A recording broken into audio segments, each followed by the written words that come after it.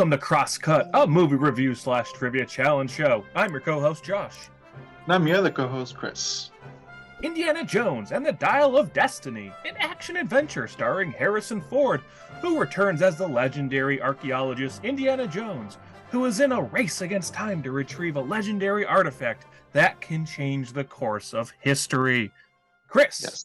What are your thoughts on Indiana Jones and the Dial of Destiny?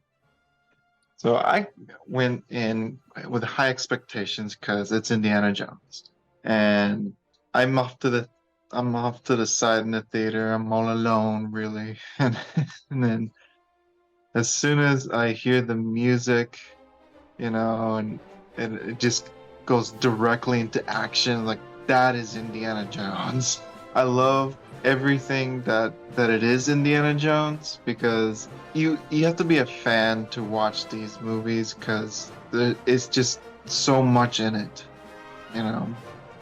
and it's definitely worth watching through the whole thing. You're always on your edge of the seat. You have your oof moments, and it's just definitely worth watching.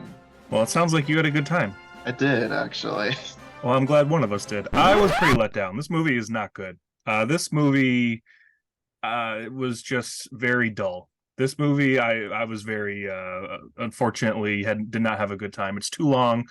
Probably the most exciting part of the movie is the beginning. It's a pretty long, extended sequence in the beginning, that 20 minutes. Right. And there's some good stuff there of him trying to avoid the Nazis. That's some good stuff. I did not like the CGI on his face. I did not like it. That I admit, it looked really, really weird. You see the one part, which the first time you see him is kind of the part from the trailer, and I'm like, okay, that kind of looks good. And then I just kept going. I'm like, ooh, this doesn't look right. Especially when they were doing the close-ups. Yeah. Yeah. So, but the sequence itself is still fine. It's exciting. But then the rest of the movie, I just wasn't into it. I don't like Helena. I did not like her character. Okay. They had no chemistry. At times I actually was thinking I'd rather be watching the previous movie with Shia LaBeouf. That's how much I did not like this movie. Ouch.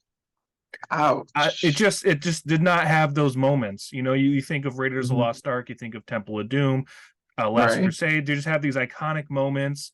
And I was even thinking okay, these like side characters that are working with Mads Mikkelsen, I was thinking they were going to have some like good graphic death scenes that you've seen in Indiana Jones movies.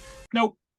No. That I admit that it wasn't made like the other movies for sure.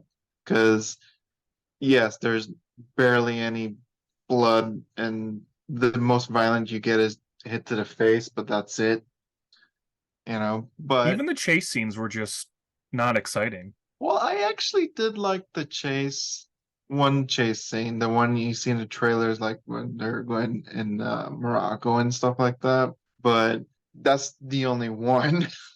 I feel like they try to do other chase scenes, and they're just I don't know, just they didn't have energy to it. They felt very lackluster. I think they were also playing to his age too. You got to think about that. Well, who cares? If he's coming back as Indiana Jones, there better be some good action. I will give them this. They didn't have that many old man jokes like they did in the last movie. I was waiting for them to be like 5, oh man. There was maybe like 1 or 2 where he's just like, I'm almost too old for this kind of thing. But, if you're coming back as Indiana Jones, this is supposed to be your big finale. This is going to be it for you. It just didn't work for me. I don't know. I thought this is easily the worst of the 5, easily. Damn. Where would you rank this out of the 5 movies? Where would you put this one? Out of the 5? Yeah. Okay, out of the 5, I'd still put it. I'm in a toss between Kingdom of the Crystal Skull and this one. For being and by no means am I saying Kingdom of the Crystal Skull is a great movie, but I think the first hour and a half of that is a really entertaining, fun movie with some good moments, and then the movie goes sideways. This movie just never really felt like it gained any steam for me. Again, those first 20 minutes, it's like okay, but even again, there's a lot of action that's in the darkness. You can't see that well. there's not a lot of like good daytime scenes. There's just a lot of Oh, like night scenes. there is a lot of night scenes, yes. Uh, it is. I'll admit it is very different from any other an Indiana Jones movie. It's definitely different. I mean, partially I kind of think it's because of Disney, but I mean, what Probably can you with do? probably with the CGI and with probably using a lot of Yeah. like stunt Yeah. actors for him, I mean, making it at nighttime. it was made from Disney. You literally have all of it on their Disney. One of the producers is Kathleen Kennedy, yeah. yes, Yeah, you I mean, know, I don't know how much Spielberg had. He probably didn't have much input in this one. they were just executive producers, George Lucas and Spielberg. Yeah, I don't think they had anything. Why would Spielberg and Lucas do this? Come on, let's go!